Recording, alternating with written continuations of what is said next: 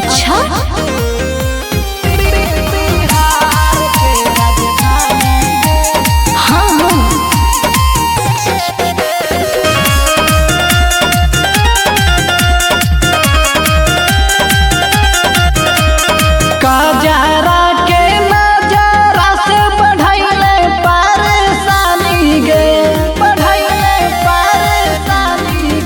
आगे काजरा के नजरा से बढ़ैले परेशानी गे।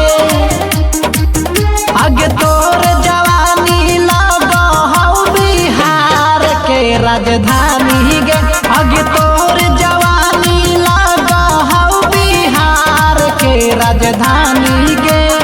बस गईले दिलवा में कई के मन मानी गे।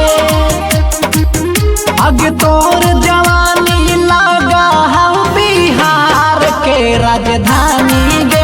आगे तोर जवानी लगहौ बिहार के राजधानी गे।